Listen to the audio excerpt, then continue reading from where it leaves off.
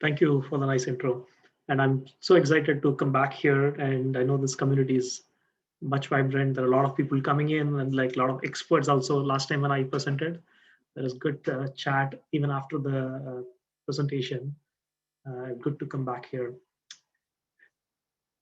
Hope you can all see my screen, right? I just want to make sure. Is my voice audible? Yeah. Perfect. Okay, good.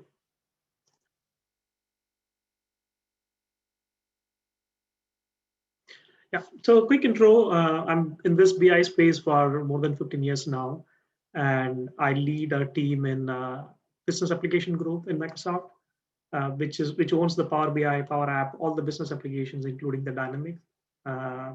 And I'm not from a product team. I'm not owning the Synapse or from that team, but our team being a data insight analytics team for this group, we heavily use all Microsoft products, and Synapse is one of the products. So basically, I'm a user of the product.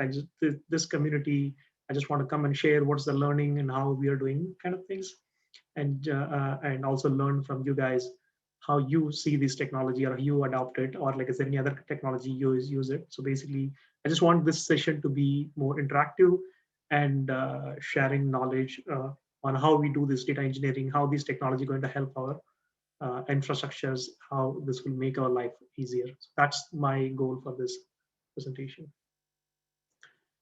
Okay.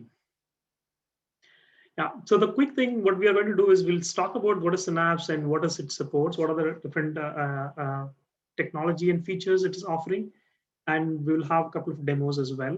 I'm not fully prepared full-fledged demos, but the kind of demos which I'm going to through is navigate through the product and show you all the features kind of demo.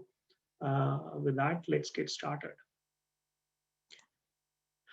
Yeah, so this product has a little bit of history. The name itself has went through a couple of changes. The initial product which we had is SQL Data Warehouse, and then that was renamed as Synapse. That's a V1, and with the same name, now it's becoming like the suite of product which encompasses all the technology for the data engineering and data scientist. In fact, data analyst also can play. So everyone around this data space or can be connected through this one interface and one product. That's where the new version 2 of Synapse comes into place. Now the Synapse V2 is also kind of a GA, but sometime back, if you go to Azure portal, you'll see two offering with the same name.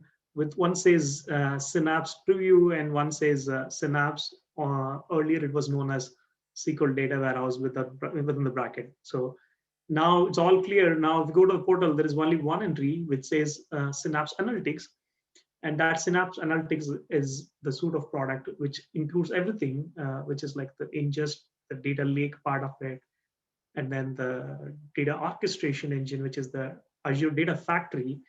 And also we can use this data bricks as well for transforming the data. And we have the earlier warehouse, now it's called dedicated SQL Pool and on-demand SQL Pool kind of thing. So basically we have both. The SQL Pool will see what is the difference and how this is all encompasses. And also the visualization tool for Microsoft is Power BI. And even that is getting integrated into the same space. So this whole of sort of thing is called now Synapse.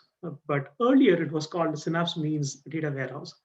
And just if you go back in times for before the SQL data warehouse, that the SQL data warehouse is also known earlier as like parallel data warehouse as a on-prem offering, and on the cloud offering, it was called SQL Data Warehouse, similar to the one which we had SQL Server and a SQL Azure, which exists today.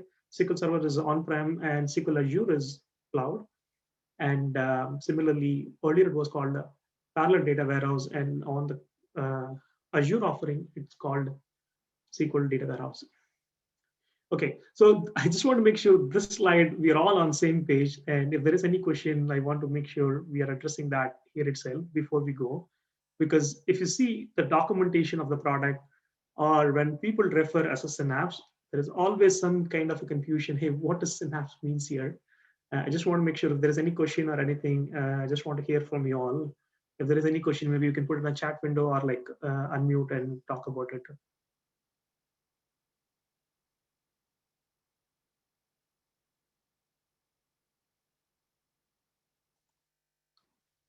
Okay, good. So I'll take it as there is no questions there. Good. Let's move on. Before we go deeper into it, we need to understand what is this data warehouse and how it is different from SQL Server. That's an important difference. We need to we should be knowing it. Let me open up. The two technologies which you have is when we are using a SQL Server, the SQL Server technology is using an architecture which is like basically symmetric multiprocessing. Means basically it's a scale up kind of an architecture where the storage IO and the memory is kind of fixed, and then you are increasing the CPU to get the higher performance. The storage and the memory is kind of a shared, but you're just like scaling up by adding more and more CPUs and bringing in more powerful machines into place. That's what this symmetric multiprocessing was doing. Now, with the new technology, the massive parallel processing, this is where the parallel data warehouse comes into picture. This looks at the whole thing in a different way. The way it works out is a scale out architecture where you can, nothing is shared here. The storage, CPU, memory, all of them are like parallel, and you can add more and more machine. So it's basically a scale out kind of an architecture. So in that way, they both are completely a different architecture itself. And when you are picking up which one to use, hey, should I use a SQL Server or SQL Data Warehouse? So we need to make a choice. Mostly SQL Server is kind of a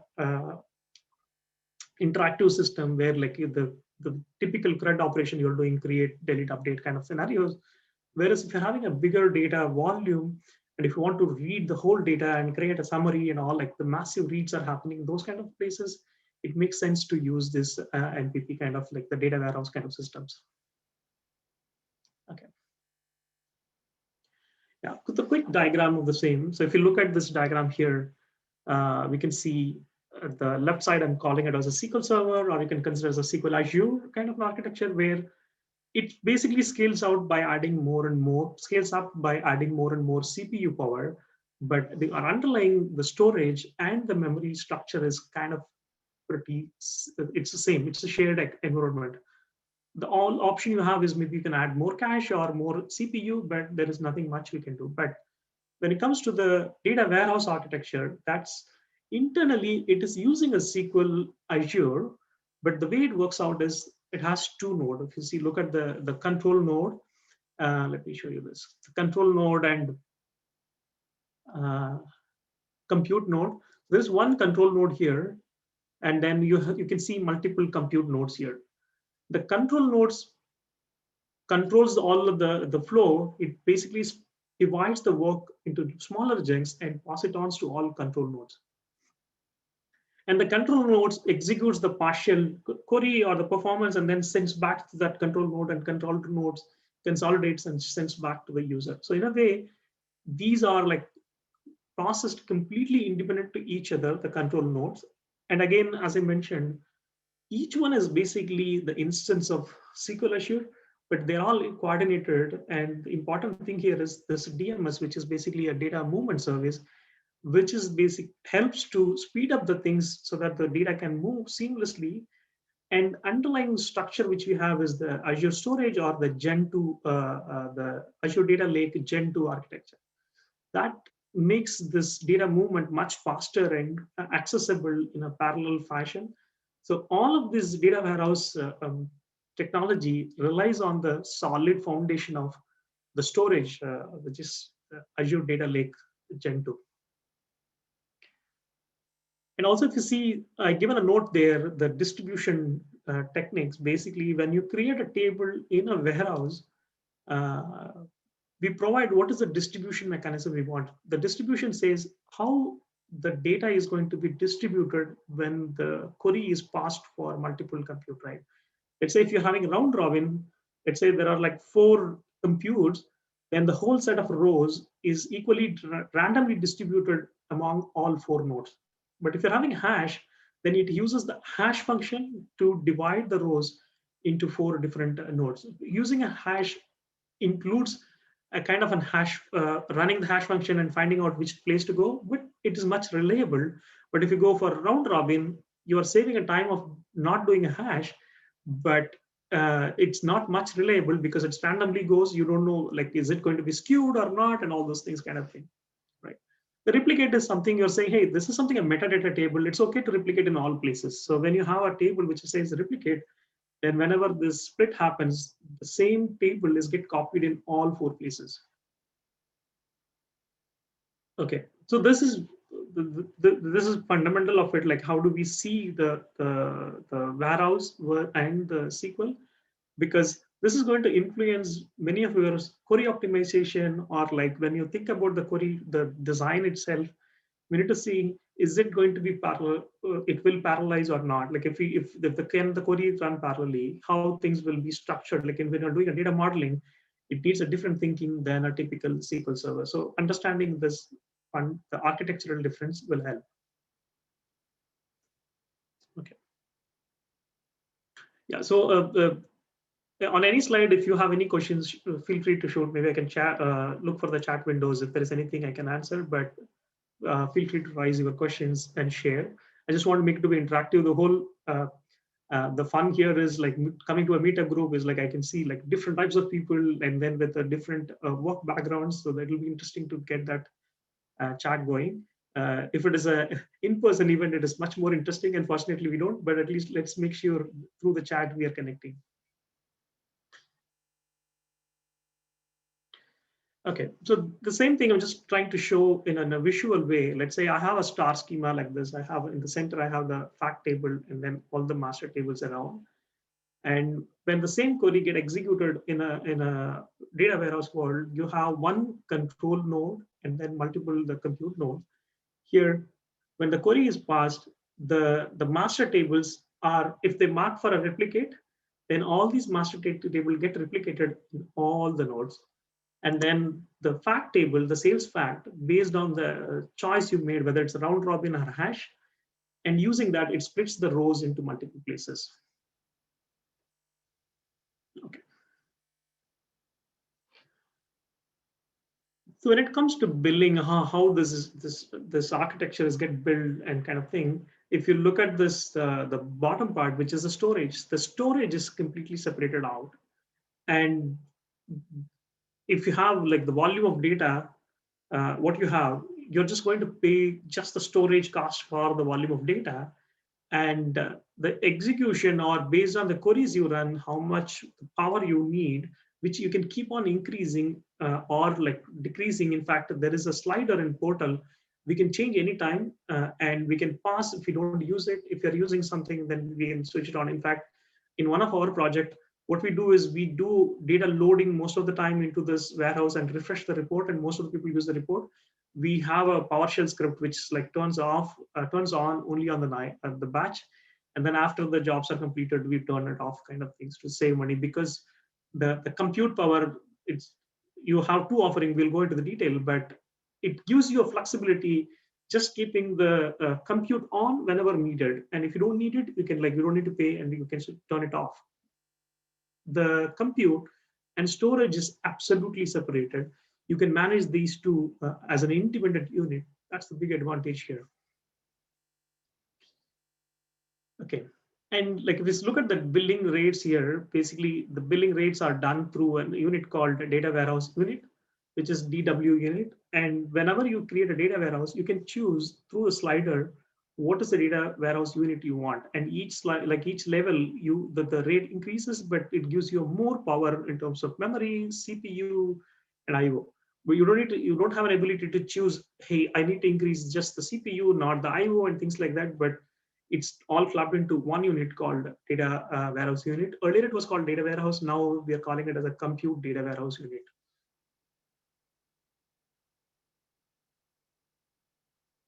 Good.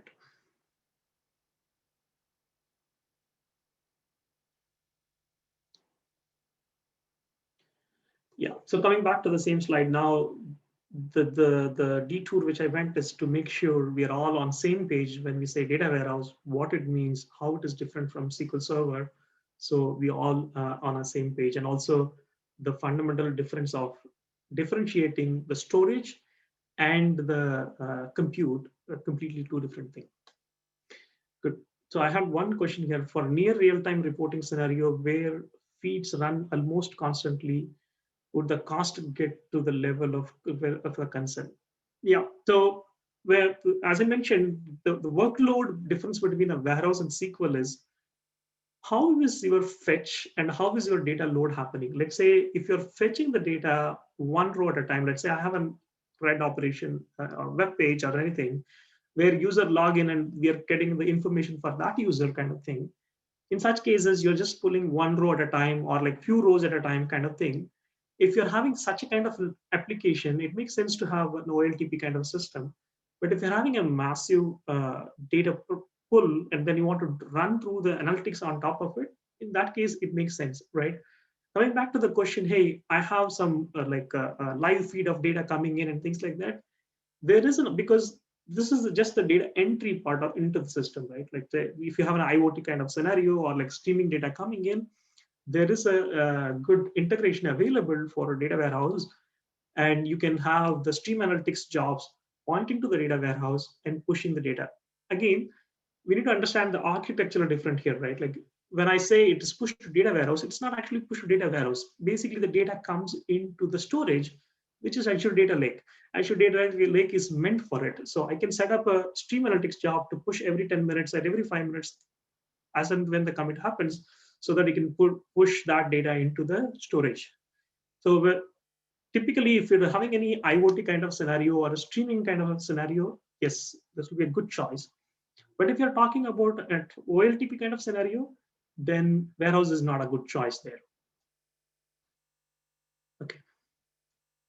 Yeah, so let's move on. Let's step back and see this whole thing. So if you look at the infrastructure we have, there are a lot of different types of data we're getting, maybe like a structured data, unstructured data, or feed, IoT, all of them data. In today's, if you see modern data warehouse, what we do is we get all these data and put it in a storage of the data lake storage. And it all goes to a different folder. And then we have a concept of like year, month, date kind of files, so that like one part of that particular entity goes, and then it keeps on adding everyday daily data file. And you have a mechanism to read that as a whole set instead of just reading each file. So we have those kind of toolings in place. So that's first thing, which is basically the ingestion. And we have various tools, like most of the ingestion comes through the application inside, where the websites logs the data in application inside, from application inside we pick up. In all these cases, Azure Data Factory becomes an underlying orchestration engine which moves data from one place to another place. It basically helps you to schedule and run the jobs, and the scripts could be on anything. It's basically just an orchestration engine which says, hey, every hour run this job, move the data from here to here, or take this data and clean it up and provide this summarized data and things like that. So in that way, the data factory helps you to prepare and curate the data so that it will be available for reporting or quick consumption kind of thing, right? So that's where you do all this ingestion and then prepare the data and do the transformation, either using the notebook or having your own scripts, transform the data, and then put it in a structure which is like quickly consumable or curated, but still it is like massive data, but it put it in a curated fashion, and then we have a structures on top of it. Maybe created a pseudo table so that you can just people can query it. It can go and hit the underlying data lake data and provide the outputs. So that's the typical flow of any modern data warehouse today. If you see today, we use different technology or different window or to interact with these things. Let's say if it is a data lake, I have a data lake UI. I have something called Azure Storage Explorer. I can go and explore there and preview. And then if it is a orchestration, then I need to use the data factory as a tool. And if it is the data warehouse, I need to connect to SQL or SSMS or any other tool to interact with that. So we have different window or different tooling to connect. So what it does is Synapse is it helps you to consolidate all and bring it to one cohesive environment, which is just the Azure Synapse integrates all of these into one, and then makes the storage is a separate one, and then all the integration in one place, and the Power BI is other thing, right? In a way, it becomes like everything is unified. In other way to look like, hey, what does Azure Synapse provides? it's not giving a new technology, but it's basically consolidates all. The statement is true and false because while doing the consolidation, there are a lot more features get added to the product. That's why the Synapse stands out. I cannot just say, hey, it's a consolidation of all, because as a part of this one, there is so many new things it's added into the system. And it's not just the integration of the different product, which is ADLS, ADF, and the Databricks and the Power BI. It's not just integration of these pieces, but when it came together, there are a lot more features get added, and we can see how it's easy now to adopt these things. Okay, there is a question. What is the difference between Databrick versus Spark Engine? Yeah, so it's the core engine is same, but it's just a different offering. Just for a simple understanding, I'm like oversimplifying the whole thing. You can think about like both of them are same, but it just packaged in a different way and provided the interfaces. Like you can think about the Spark engine, Microsoft customization of Spark engine is Azure Databrick. You can. I'm just like oversimplifying this, but the technology wise, they are pretty similar. It's just a different offering. Okay. So what you recommend as a Microsoft, I would recommend use Azure Databricks because it abstracts many things. It also helps you to integrate with all other Microsoft technologies. Okay. Option to choose ADLS or it's always Gen 2. Yeah. Whenever we talk about ADLS, Azure Data Lake storage, there is two versions of it, Gen 1 and Gen 2. To get a benefit of all these Synapse benefits, it's recommended to use Gen 2. It's by default, it's going to be Gen 2, but you can connect to Gen 1 and query the data and do things, but you may not get the same performance as Gen 2 because Gen 2 is much, much powerful than Gen 1. And also the features like security feature and all is available in Gen 2, which is not available in Gen 1. So if you're talking about Azure Data Lake storage, it's strongly recommended to use Gen 2. But if you have some legacy system which you cannot move kind of thing, then you can use the Gen 1, and Synapse allows you to connect to those Gen 1 as well. Okay, so nice. Good to see your question so that I feel like I'm interacting. Otherwise, it was like feeling like speaking to a PC here. Good, thanks. Let's go on to the next one. Yeah, so with that, and let me go to a quick demo here. We'll go to the portal and see how the environment looks, and then we'll come back again to the presentation. Okay, so this is the interface for Synapse. For like any other Azure offering, you can just go to the portal and start creating a new resource here.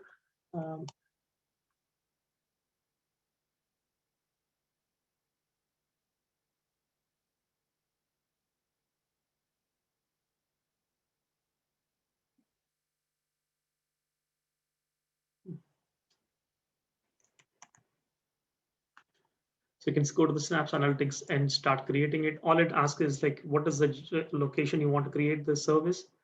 And like just in few clicks, you should be able to create the whole infrastructure here. I'll just show the initial screen and then we'll go on to the one. So if you see this, hey, it all asks is like, what is the resource and provide the workspace name and location. That's all you need to provide. And also you are specifying one file system name. This is basically the Gen 2. So for any Synapse, you need to have a default storage, which is Gen 2. And the Gen 1, you can query, but that cannot be a default storage. So in order to have that Synapse workspace, you have to have one Gen 2 account. That's the default storage system here. Okay, so with that, once you create here, like with few clicks, it immediately creates, it takes like few seconds and the whole workspace will be ready. And once it is created, you get this workspace and you can see this like a similar blade, which most of the services offers. You can see here, and then you can go and launch this workspace here. Once you launch the Synapse Studio, you will land it in the Synapse Studio. Okay. So if we look at the Synapse Studio here, it primarily has the data, which helps you to navigate at the first part where you can navigate to ADLS, like whatever the link system that you have, you can go at those systems and you can navigate around and the develop part is helping you to just like write the queries, whether it's a SQL query or like notebooks or exploratory analysis thing is what the develop thing helps you. And then the integrate is nothing but your ADF kind of a world where you can create the pipeline and things like that, right? Okay. So here, let me quickly show here. When you go to the data and we have an option to connect to the data SQL database or connect to external data, this is where you can see the support is now the 6 supported storage, which is Gen 1, Gen 2, and you have Cosmos DB, and you have the Azure Data Explorer, which is like the App Insights world kind of thing, and then the storage blob. So this is the connections available, but this is the connections available in order to query the data. But if you want to build a pipeline to read from any other places, you always have this external data sources, which you can connect. Maybe when we talk about the integrate part, I'll show you. But you can read from other places and load. But for ad hoc analysis, you have only these options, which is like Gen 1, Gen 2, and the blob storage and custom. Okay.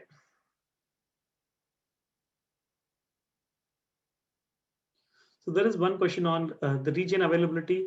As things going into GA, I see like it's many geos it's getting available. I need to double check whether it's available rolled out for all. But as this is being a GA product now, it should be available, but I need to double check. Okay.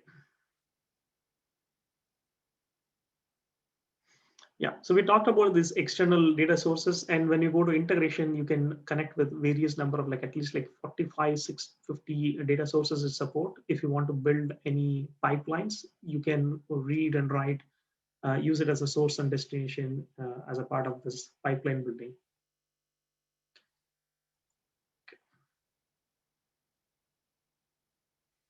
Yeah. The next thing which we need to focus here is when the difference between the earlier versions and the new version is there is 2 engines available. When you query data, let's say the data is in blob, I'm running a query to read, fetch the data. We can do that exploratory thing. When you're doing it, you can use the one of the engine. Either you can use the SQL engine or the Spark engine. So the Spark or SQL spins up the compute, and using the compute, it goes and reads the blob or the data lake storage file and provides you the output. So here, either SQL or Spark. Spark, if you're using a Databricks, you may know. So when you create a Databricks, you need to go and create a cluster, provide the cluster sizing. Once you have the cluster size, then you can go and fetch the data, use the cluster to execute any code. And similar concept now coming for SQL, which is basically a dedicated SQL pool and serverless SQL pool. What the serverless SQL pool is, you don't need to spin up anything. You just go and run the query. And at that point in time, it spins up the compute and goes and fetches the data and shows to you. You don't need to set up any server or upfront cluster or anything. That's what the serverless SQL pool is. The other way, which is the dedicated SQL pool, which is the old fashion of doing things, which is like pretty similar to the data warehouse version we had earlier, which is a dedicated. So in dedicated pool, where you are creating a server and you are saying, hey, I need this much of the DW units, basically data warehouse units, and you have a dedicated capacity available, and you can go and create all tables, have the data, and in fact, again, all the tables are get stored in the data lake, but it's a dedicated capacity, right? And again, that dedicated capacity, you can anytime turn it on or off. The difference between these two is, let's say if you're doing some exploratory analysis, you don't need this server all the time running. You just need on the fly just to query this massive data. This now with this serverless SQL pool, the whole potential is unlocked. So I don't need to set up anything.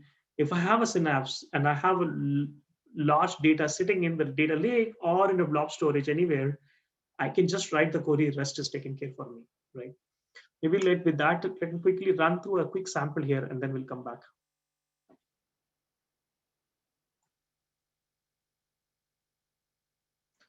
Yeah, so if you look at this one, this is reading a sample file here, which is in the storage, and it's going to use built-in. The connection is built-in or like server. I'll show you. This built-in is the serverless, uh, the SQL pool is available for you by default. I will use the built-in and run the query. So at this point, what happens is I've not set up anything. Once I set up the Synapse, I can just run any of these query using these the open query set or like the existing default constructs, and it can go and fetch the data. I can have like I just put a sample query here, but even you can run a complex query here or have a full notebook which can just run from the built-in SQL. So let me just go to the monitor and manage and show you where this is all linked together. So if I go to SQL pool, I have an option to add as many SQL pools. When I go to SQL pool, I can say, hey, dedicated SQL pool I want. I want this performance to be this much, right? If I do this, it is a dedicated pool I'm reserving for my workplace. So if you need a dedicated pool, let's say I have like in our systems, what we have a dedicated pool for many of the project. And we use this ad hoc pool if it is something which is not in our ad hoc workload. If you just want to do one-off analysis kind of things, then we will spin up that and start using it. But pretty much our workload we know, and also we closely have the monitor and see how much we are using it. And based on that, we auto-tune these capacities. So if we're having a workload where daily jobs are running and then all the models are running, if you have a full workload running, then it makes sense to have a dedicated one. But if you're not doing it, hey, this is like on the need basis, we just query and use the data, or like the analysis happens not that frequently, it makes sense to use the serverless option. And serverless option also help you to, let's say the project is not kicked off, we're just exploring and finding out what we can do or what we can build. In that case, definitely serverless helps, so that you don't need to have a dedicated capacity and waste your servers. If you're using the serverless, then it's basically charged you based on your usage. If you're running a query, then only for that you're paying. You're not paying any upfront cost. But these ones, if you see, it's per hour cost, whether you're using it or not. Per hour, this is what the billing is. Okay, let's see a question here. Can I able to connect various sources, DB, Parquet, TSP, to transfer the data on the fly without bringing these heterogeneous? Yes. So that's the big advantage here. So if you look at this file, the query which I showed you here itself, let me cancel this.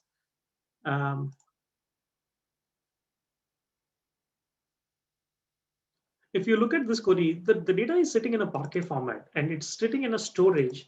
I can just, without writing any code or any transformation or without building any ADF pipeline or anything, I can just simply query a Parquet file, and it supports Parquet file, it supports JSON file, it supports a couple of formats, like I think like six format of files it supports. You can query a TSV file, CSV file. You can query any of those files directly without writing any code. In fact, it can understand the pattern. If you see this, automatically understands the pattern. You don't need to go through each file and then join all the file and then query. So you don't need to do all of these constructs are made ready-made. You don't need to do any processing upfront. Just hit the lake and then use the serverless option to query.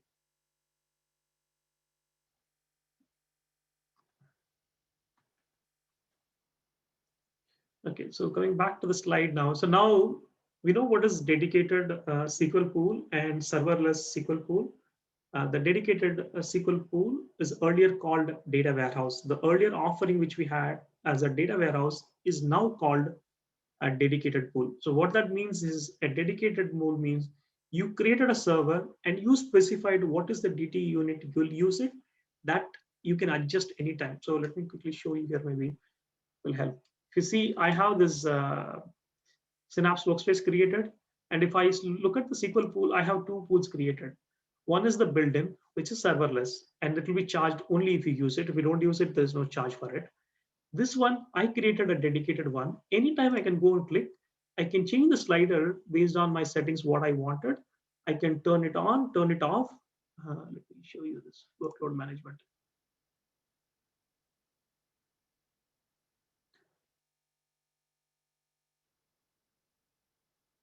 scale. So I can anytime I can change this based on the need which I have.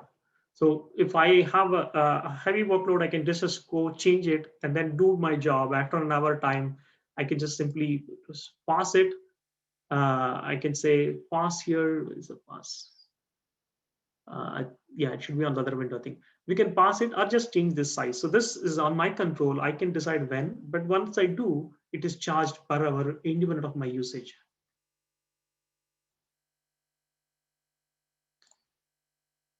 Okay. Yeah, here is the option to pass. Anytime I can pass so that I don't need to pay for that hourly billing. When I need, I can increase. Yeah, so auto scale, there is a feature to set up an auto scale, but in our team, we are having through the PowerShell script. I need to see, there is some auto scaling as well, but the problem here is like, if you're setting an auto scale, it's billing rate. So you need to specify the threshold and things like that. So it's better to control this in a controlled fashion instead of completely giving auto scale. But if you're setting an auto scale, it's good to have a threshold so that you know.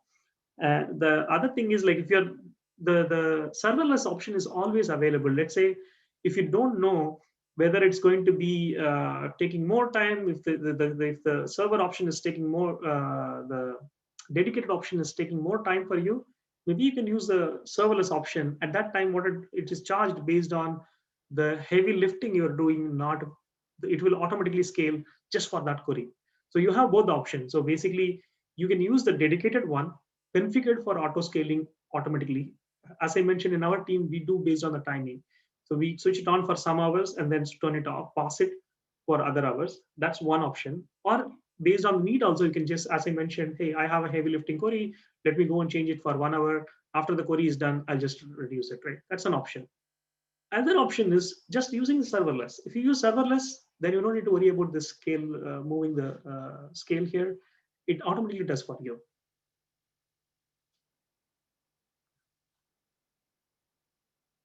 Okay, hope that answered the question. If you see the billing rate, I given you just like from the current rate what we have. Maybe like there is I given you a link also. You can see what is the updated things. But this is as of today morning. If you see this 100 unit is the smallest unit which you have. If it is that, it's like $1.20 per hour. If it is the highest, is like 30,000 units. If that gives you more power to run a big queries, and like if you see this, it can go up to 1 TB of data. It can run it in instantaneously and give you the data. So you don't need to do any batch or wait. As if like a simple table, you can just query and get the whole 1 terabyte of data query returning to you. If you have really high scale like this, you can expect that kind of result. I think one of the demo was shown, I think, was like with that really high volume, instantaneously it was showing up in the Power BI kind of thing. So if you need such thing, you have all the way to increase this capacity and get such a kind of high performance results. The second one is the query based, which is the serverless option. If you go with serverless, then you're paying per the TB which you're processing, how much of like the data size you're processing. Your query may, I saw like many of the places whenever you run, it predicts and also says, hey, this could be costing you this much kind of thing. So before running also, you will have some idea of how much it will going to cost. Okay. And the other third option is the Spark. You can always spin up a Spark cluster. And again, this is a different billing rate, but you can spin up a Spark cluster and run the same query using a Spark. So let me show you this. If you go to manage, here you have a Spark pool, and I can go and add a Spark pool here. And when I add a Spark pool, I can see how many number of nodes I want, whether the medium core, small core, which core I wanted. And based on that, I'm going to be charged. So I can use even that engine to fetch it. So let me run this one as well. So if I use a notebook, here I'm using the Python code. I have the different languages choices I can make. If I'm using this Spark engine, I can choose the Spark engine as my engine to execute this, and I can run the query here. So you have an option of choosing which engine to run, either a SQL or Spark. Within SQL, you want to run it in a fixed budget thing so that you know this is my resource, and then I'll just if it takes more time, I'm fine. This is what my capacity. I want to reserve the capacity, pay for it. You can have an option, or hey, I want a query to be running. I'm not to have a fixed capacity, but it needs to be charged based on the query. You have an option, right? Again, this is all we're talking about compute. The storage is completely different. Storage you're paying separately, and compute you're paying separately. So this is two different things, and the billing is completely different. Yeah, so there is a question on how many concurrent transaction it can support for a dedicated SQL pool versus serverless SQL pool. Yeah, so there is a documentation. Maybe I need to pull that documentation. There is some constraints on how many parallel connections executions can run. It all based on the DTU, the data warehouse units which we have, and there is a good governance. Maybe I have a later slides on those things. We'll go through that. But it's basically if you have more data warehouse units, you have more concurrency option available. Okay, so with that, like if you see now, we talked about the old fashion where the offering is just a dedicated SQL pool. That's the old world, and new Synapse world offers you much more thing, which is it provides you three options, which is basically the dedicated pool or serverless and the Spark. So you can choose any of the engine, and it gives you the same interface where you can build the pipelines, you can have all the data, or you can have all the navigation of the data. Maybe let me quickly show you what I mean by that. So here I can see the data, I can see all the SQL servers in one place. If I have the storage also, I can explore the storage. Let me show linked one.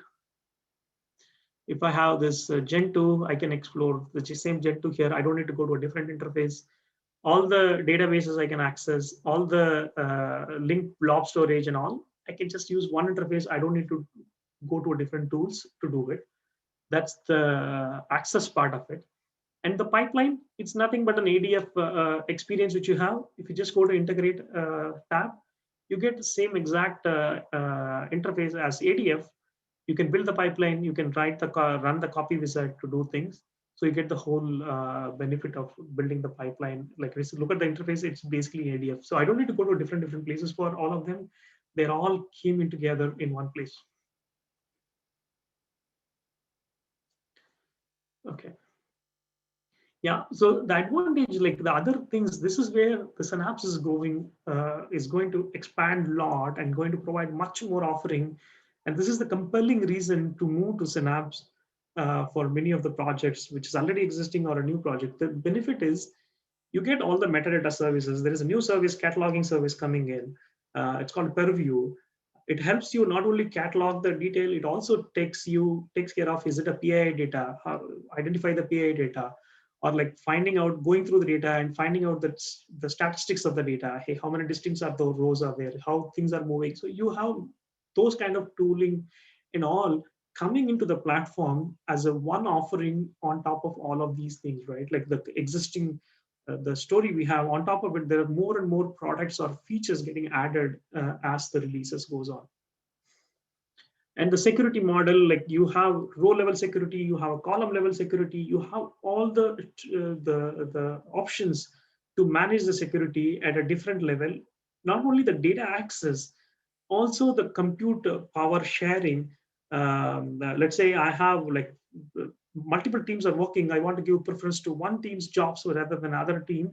You can have those control. Even at an individual level, you can say, hey, this person can execute only this much of capacity in my whole overall capacity. You can control that, who can utilize the compute power, how much. You can set the policies, and also data access you can do. So all of them are an additional offering on top of these things. And like all of them comes as one interface, which is the Synapse Studio. So you have many offering, but all of them, you have single tool, browser-based tool to access all of them from one single location, which is Synapse Studio. Okay, so now let's look at like the complete offering here.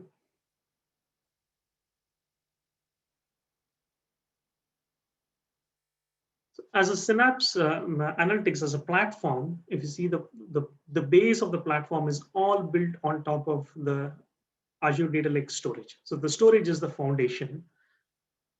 And that provides you the basic security, the access to, hey, which file, who can access, which folder, who can access. You can have an access control kind of thing. And also the optimization of data move, ingestion things, those things are taken care at a storage level. And then you have all the common features like the main management of it or security part of it, the monitoring of the job, is it's run or not, rerun, retry, and all those things you can set it up. And the metadata store, all of them is a common offering in the platform. The first layer is the data integration, like bringing in the data to the studio so that you can query the data and you can connect. And the next is basically the runtime. So you have two runtimes, SQL and Spark. And then in terms of offering, you provision it so that you have a fixed billing, or you go down on demand so that you are be charged based on the execution you do. In terms of language, if you're using the notebooks, you have all the language choices you can available. In fact, in every cell, you can have a different language. In the same notebook, I can say, hey, this cell run using this language, this cell run using this language, we can provide, right? Yeah. So all of these together coming as a one experience, which is Synapse Analytics Studio, right? So now answering what is Synapse is like now it's combination of all the product. And when we say Synapse Studio, we can say, hey, this is one interface through which I access all the features of Synapse, right? Okay, I see a question here. Let me read out that.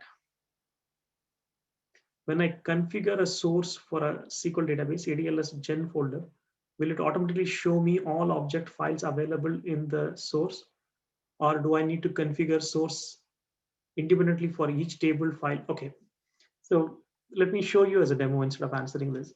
If you look at this data, and if I go to linked, and this is my Gen 2, it shows me, it's an explorer. Basically, I can explore the Gen 2 here as a file explorer. I can see all these files, right? I can see all of these files, what are the files available, what are the folders available. In fact, I can go and preview the files here, right click, preview. Right, I can do like, in fact, access control. I can manage the access control here. I don't need to go to any other window. I can just manage it here.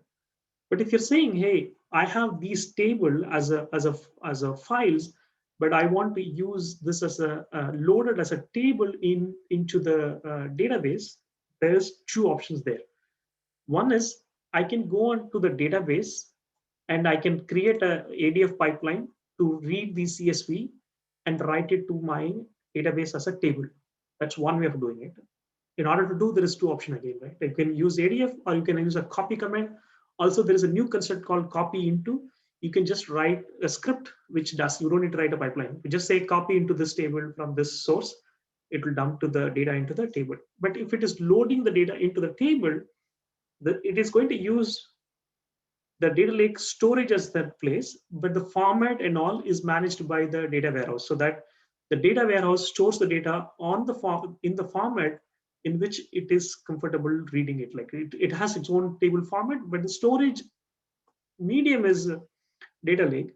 But when you convert as a normal table, as a table in the data warehouse, the storage mechanism, the format is decided by the data warehouse, the SQL pool, right? And then there's two options there. Either you can just transfer the data into this table format and keep it as a table, or there is something called Polybase. So when you're doing Polybase, what you're doing is you're saying, this is my schema, and the data is stored as a CSV file or a Parquet file in the storage. In that way, what you're doing is you're providing a metadata about the table, and the format of the data is in your control, and you can do, right? Just to recap the whole thing, the question is, can I have a control on, can I see all my data lake files as a tables here? The answer is, straight answer is no. The data lake files, you can use it as an explorer. You can see all the files individually, but you don't see that as a table or anything. If you want to see that as a table, you have an option in the warehouse. You can create a table, and provide the schema and refer the actual file. That's one option. Second option is load the data into the format of the data warehouse itself so that it natively stores in the format it needed. Once you load, then you can look at it as a table. You can use it as a normal SQL file. Okay, hope that helped.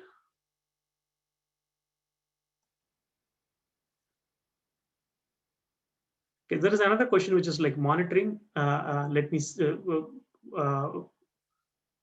maybe let me quickly show there. Then the monitoring piece is it's the monitoring is basically it says how many jobs you have, how many jobs executed and all. This is nothing but the same monitoring which you had in ADF. There is nothing additional to that, but if you already use Azure Data Factory, you can see the similar experience here. So that's the monitoring. We don't have an additional thing at this point, but the way I see the Synapse is going, they're adding more and more features to this whole ecosystem. And I'm sure there will be more and more things going to come. So there is another product. If you use the Azure, there is something called Kensho Alert, data alerts. That's another offering in Azure. But I believe those kind of things will come and merge into the Synapse. The individual product also come and merge into the same umbrella of Synapse, and we may have a interface here itself instead of going into a different service and managing that.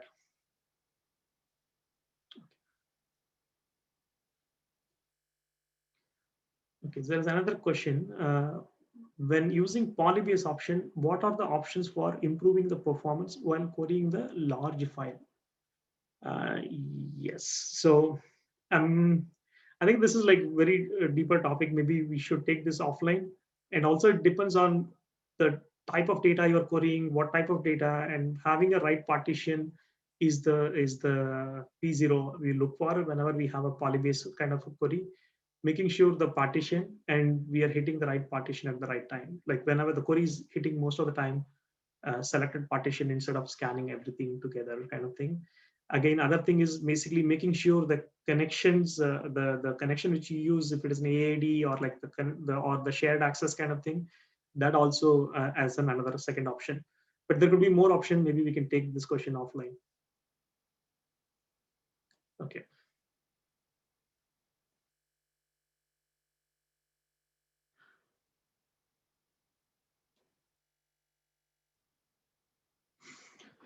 Okay, so on top of it, like this whole thing is Synapse as a complete offering, and that you have this Azure Data Catalog as a service coming in, and then you have the storage, or there is a new offering coming as a data share.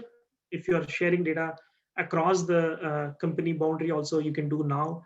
There is an option, like very good option of having a snapshot so that you can share. They have it creates one more snapshot of it so they can access even if you're changing something, and then you can release the snapshots. There is very good use case story there as a data share offering, and the Databricks is part of this itself, and it also supports this HT Insight, and also there is a strong connection to use machine learning, and also saw a preview product which you can use the machine learning models as a SQL command. You can say select star from this, using this model, predict this file. So predict becomes part of the select itself. That's a preview product. Maybe if you could check out this Azure machine learning integration in Synapse, it's a fascinating preview coming up as well. And the Power BI, maybe let me show you that Power BI integration as well. Okay, so now let's go into this. Now I think like we covered most of these pieces, and then like if you look at these things, by this time you should have been knowing how do we navigate and use these things, because one cool thing which I really liked on this tool is when you go to this develop, let me show you in data. If you go to the data, and most of the places they given a very good list of template and sample files. So if you go here, you can connect and do. But if you go to browse gallery, you have different data samples available. You can load this sample and start working on it. So you can just like spin up an instance. You don't need to worry about like loading a sample data and preparing a sample data. You can spin up any of these things and it immediately loads, and most of them are available instantaneously. It shows a preview of it. It has a good documentation. Add this data set and it's on your availability. You can see this sample data here and it shows up quickly here. So here I can click here and say, create me a script. So top 100 rows. Boom. So now I can run this one.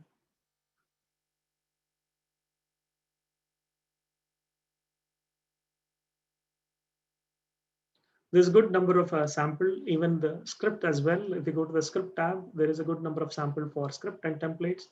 You can query and you can use either serverless or using the dedicated capacity, you can run the same thing. Or if I want to use this Databricks engine, I can go right click here.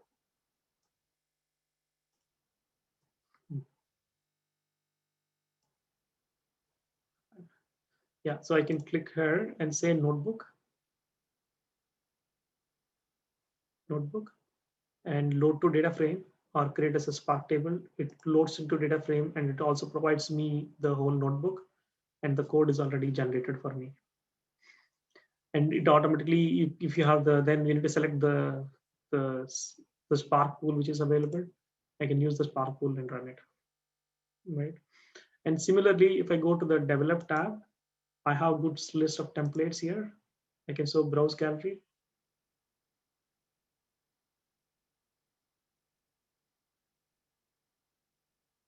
I have good set of templates, so it can take the samples. It can take the templates as well. If I go to pipeline, the notebooks are samples, and I can go to pipelines. It has a good set of templates available. I can just pick up the template and fill it. It's pretty similar to what we use it in Power Automate and other products as well. And same thing for script as well. You have a decent set of samples here, which helps you to check most of these things. Okay. Yeah, I think I'm already close to an hour. Let me quickly run through the screenshot and then maybe we can talk more in the Q&As. Yeah, so we can do the script or create a notebook, and most of the things are get integrated. I can do the check-in and we have full CI/CD option as well. We can completely manage the whole thing within the studio. And data flow is basically, if you use the Power Query kind of thing, where you take the row set and then you transform. If you're having that kind of row by row operation kind of thing, then you have an option of data flows. But if you're using a pipeline where it's a block of each block runs one after another, and maybe you can have a conditional block also. If it is successful, run this block. If it is failed, run this block kind of thing. That's the pipeline structure. And Spark job definition, you can just have a Spark job. You can have the Python scripts or any of the script on your language and do it right. So all of them, you can just do it in one interface. And I think we already showed you properties, preview, and then managing the access. Complete the ADLS management, you can just do it in the same Synapse itself. And the good thing is, like, there are a lot of like these features. I really liked it. When you have multiple file, I can select like 3-4 file and right click and do it. It like smartly generate the code. It's good to see kind of those things are inbuilt here. And again, like it's one interface, you can have all of them in one place where you can see these different SQL pools, also the Spark, so that you can just like use it whichever you wanted. Like if you have a Spark, using a Spark, if you created a Spark tables, it shows up in the same interface as a Spark tables. You can query those tables directly. And good thing is, because these things are available as one thing, it also helps you. Any of these table, I can connect into the Power BI and do it.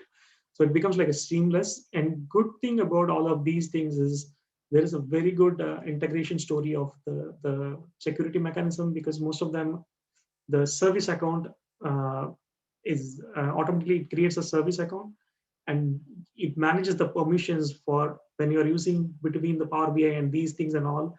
These things are automatically figured out and set. So otherwise, you need to create an app ID, give access to it, and then put that configuration in Power BI. So this is like all of multiple manual things.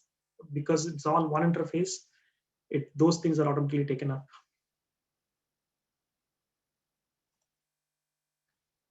Yeah, so I think this we talked about, the directly loading to the data frame and creating a quick notebook just from the table. The base code is automatically created for you. Yeah, so this one we talked about. When you're creating pipelines, when you're querying the data, you have a limited set, but when you are building a pipeline, you can connect from various sources and move the data around. This is the one which I talked about, which is like if you're doing a row by row transformation, we have an option of data flows. This is available in ADF also. Nothing special with Synapse, but it's the same ADF offering here. Yeah, so we talked about these samples as well. Yeah. So if you look at the Synapse itself, there are lot more feature. Maybe we should have one more session to just talk about advanced features of Synapse and how we can use it. Maybe I'll just quickly go through a couple of things so that you will get a idea of what is happening in this space, kind of thing. The first thing is the materialized view. Maybe this is something which we all know. In SQL world, it's called indexed view kind of thing. So we have such an option, and the result caching is something does out of box. Basically, when you're running a same query again and again, Synapse automatically caches the query. The output is saved. If it is the same query, if the underlying tables objects are not changed, it will just fetch from the cache. This is a setting available. You can just go to the database and change the configuration saying that, hey, enable caching or disable caching. And you can also set the time limit, how much the caching should not expire. Let's say if you're having an ETL load of every day data load, then it's a good option to set an expiry for 1 day. So any query, first time it may be slow, but next time it automatically fetches, and it has all of them are taken care. And having this materialized and these result caching really helps if you're having a Power BI report. And Power BI reports provides you the mixed mode where some of the table can be direct query, some of the table can be in-memory loaded query, so that some table hits the data warehouse, some table already in Power BI. So when you're having such a workload, having the high-level summary view as a materialized view or result cache, and having the detailed row coming from a raw data will help you to have excellent Power BI report performance as well. The other thing is the ordered column store kind of thing. So the column store index itself, we know that usually databases stores the data in rows.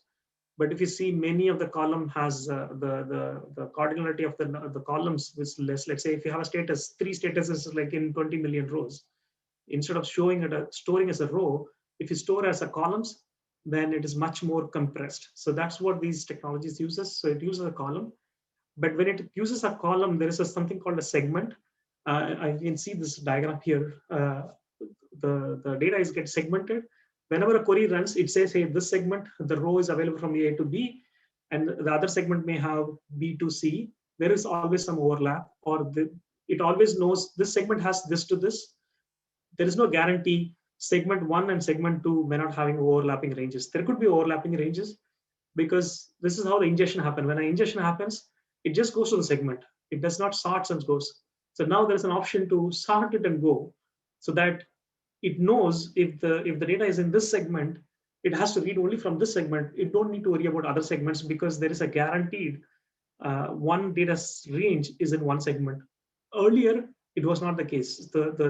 Even if you have rows identified, it has to scan every segment and make sure the range is the query, whatever the query fetching, it is not hitting every segment. It has to be only the segment which satisfies the boundary condition. But now with the sorting option, you just go and hit one segment because it's guaranteed. There is no overlapping segment, right? There is a cost when you load the data, but if you want to increase the performance for fetch, then it's a good trade-off to do, right?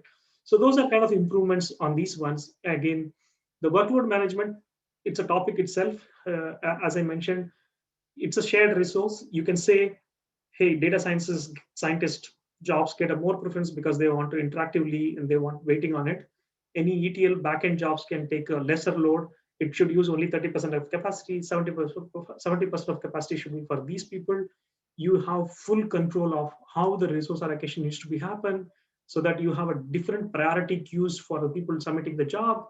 So you have complete control over there, right? The workflow management is like a fascinating topic there, how you can have a control on that. The other thing is the CI/CD is completely available. You can see in every place, whenever I see it has a publish option, so I can publish and manage the CI/CD. And in SQL world, you may know, like running the statistics, defrag and all we used to do in SQL world, like now SQL Azure takes care of it. Similarly, in data warehouse also, it does like all of these performance things automatically taken care.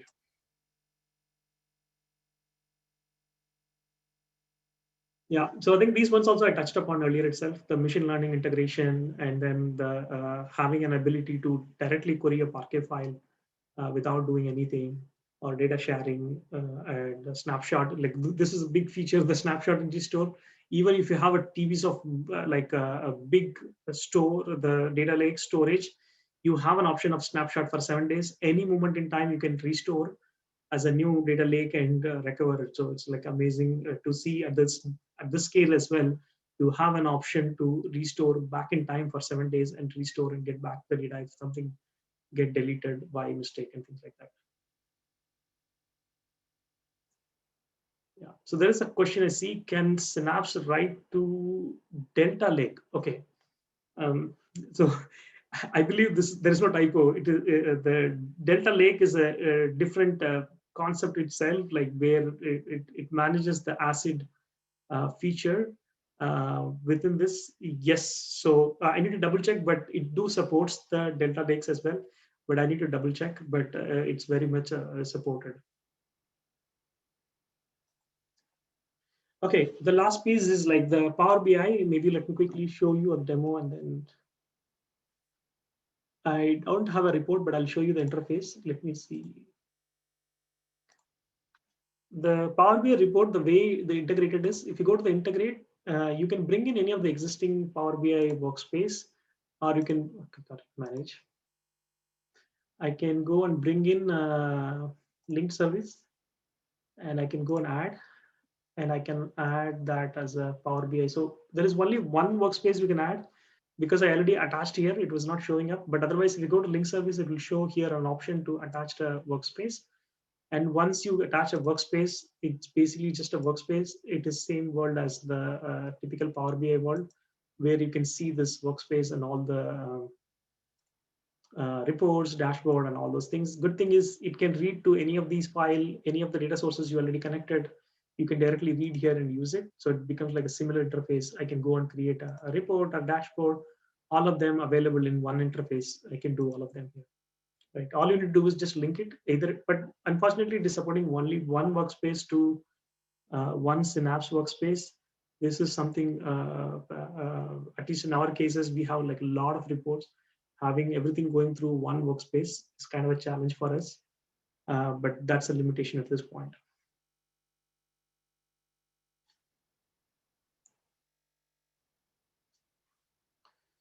Yeah, so I think we touched upon these things as well. Having this dual table, like having in memory and the direct query, some of the table you can mark it as a dual so that it can be a bridge table kind of thing. If you're not sure what is these things, maybe check out. This is like very good feature if you're using Power BI report using uh, the dedicated server Sql Pool or serverless. This is a very good feature where it helps you to improve the performance. You can build a report on top of like really a large data, still achieve the performance for the report, right? Again, the advantage of doing a Power BI on top of Synapse data is you get all these additional benefit like the result caching or the in-memory thing, and the whole network layer is like much improved on this one. You'll definitely get like much higher performance thing if you're using a building a report on top of Synapse kind of thing. The IO optimization and all is going to help you to get a better performance as well. I think there is one announcement made today also in terms of these like cache kind of thing, how the Power BI is going to use that. So there is like announcement just happened in the morning. It went the Power BI was going through the utilizing the Synapse cache feature as well now. Okay. So in terms of tooling, I showed you the dedicated server capacity and things like that, but all of them, it's the end of the day a server, the database server. I can connect using any of these tools. Synapse Studio is one tool which helps you to connect, but it does not stops there.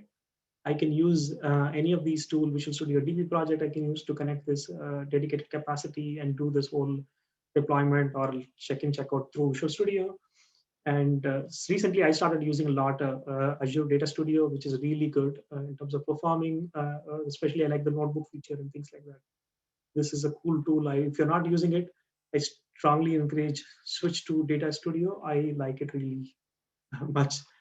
And the old-fashioned SSM is still available, and Visual Studio Code also you can use it. So we can use in any of the other tools, not just the Studio. We can use other tools in a similar fashion, because at the end of the day, it's a DB connection. Maybe let me quickly show you here if I have that open session. Yeah, let me break this up. So if you see, just like another table, I connected the same Synapse demo SQL here, and I have the date DB connected table. In terms of connection, there is no difference and nothing special we need to do. One thing which I noticed is when I created the server, the firewall setting was not turned on, and that was creating some noise. Maybe most of you may know, when you go to the server, there is a firewall setting which you need to turn on the IP address ranges so that it can connect completely. Maybe let me quickly show you that. I am in. Okay, I need to be in server. Let me go to the server. Yeah, the firewall. This needs to be set to on, and the IP range you can see. But right now I just put to all so that I'm not blocked off anything. So, but at least this one should be true so that you could able to connect and build the pipeline and all. Okay.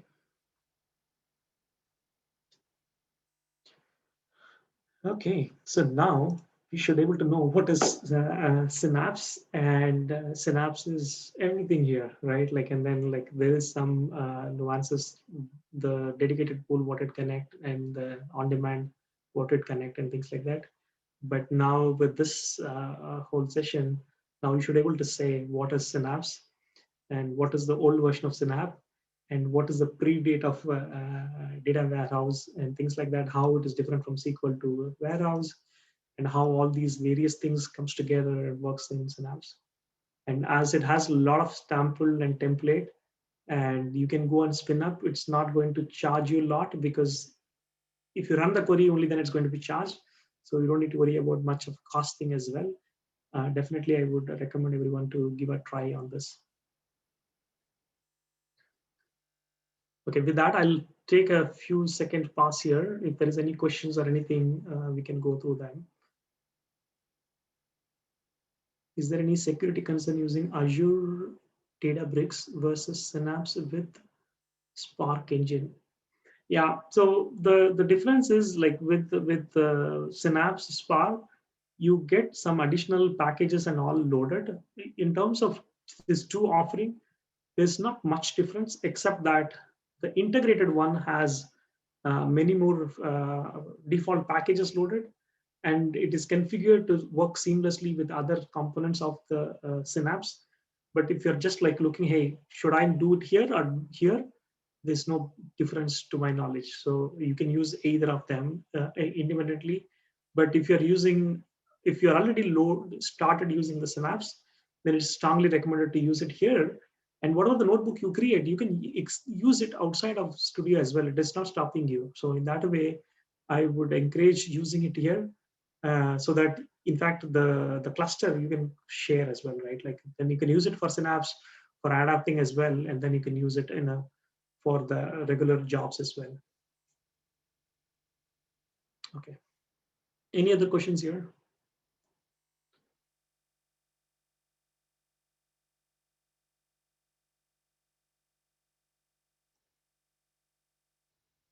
Okay.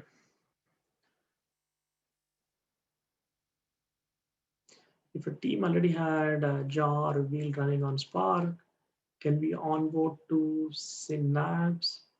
I am not sure. Maybe we need to check, but there should be options. But one thing is true. If you're already having a existing dedicated capacity, we cannot just like move, and we need to recreate. And even the ADF things, we cannot just move. We need to recreate. At this point, I don't see a good migration stories came up with that. This we need to double check. But at this point, there is no strong migration stories from existing infrastructure. Can I just like upgrade to Synapse? there is no strong update stories actually. Okay. Yes, so I think these are all my bonus slides. So I am not sure, like this is all how to create and all. I have one slide which has all the links. Maybe let me stop there and we can talk about. Yes. So I have a good like a list of recommended reads. They're all good. Maybe if you just have a quick glance, that itself will help you to ramp up on these things a lot. Especially, I like most of the times James blogs. He goes into the detail of it. He talks about a very detailed one, and these links I find it really good, and especially the dedicated pool architecture and all. It's fascinating to see how visually they are showing how different the hashing works, how the round robin works with the visual row by row split video and all. I strongly recommend and all. And finally, the FAQ section also, they did a very good, the Synapse team did a good job there. Most of the question, if you go to FAQ, they have a strong answers like providing a right links and all. I really like the FAQ feature as well. And this T-SQL difference, the SQL Server, all SQL Server statements will not work in Synapse. And also there is a difference, the dedicated SQL pool and the on-demand pool, there is some nuances. The queries may not work as is in both the places. There is some of them supported, not supported. And then there is very good documentation around that as well. Yeah. So there is the question CI/CD. Yes, it's very much supported. There is a very good documentation there. They completely support CI/CD. They have the ADO release templates also available. It's at this point, it's kind of a plug and play. So there is a very good CI/CD story for Synapse. Okay. Any other questions here?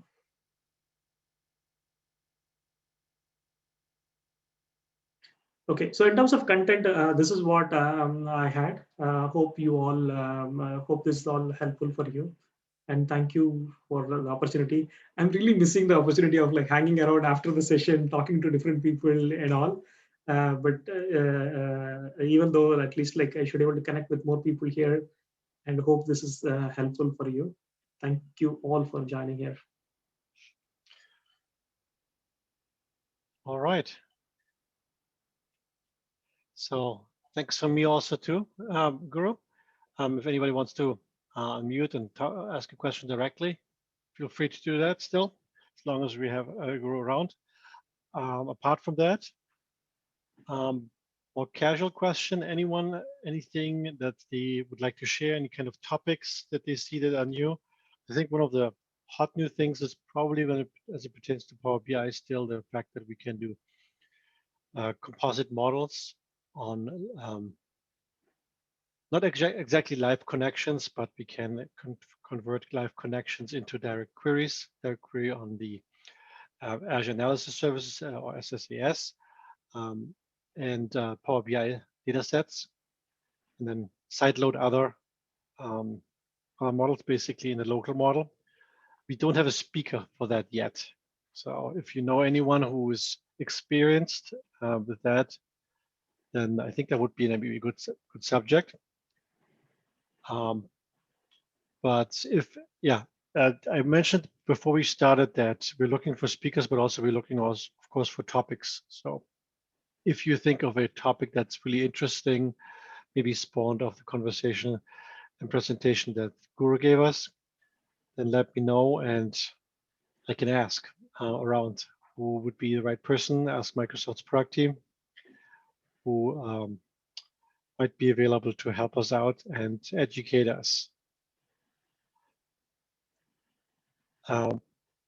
That's all I had. Is there anything else anybody wants to share? Any questions in general?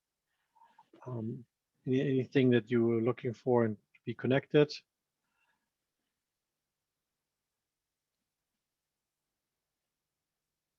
All pretty quiet today.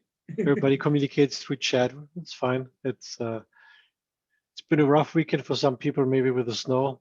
No, I think like this, there is a habit of people talking with mute. So every meeting, at least one person does it. So this is a bigger audience. I think like a couple of them maybe tried. Yeah, Zoom is not really fast in unmuting. I think it's probably on par with with Teams. And at the beginning, I clicked on mute everyone just to reset and make sure that people who forgot to put themselves on mute don't walk away and do whatever, share too much. And then once you're mute, it's probably hard to unmute. Yeah.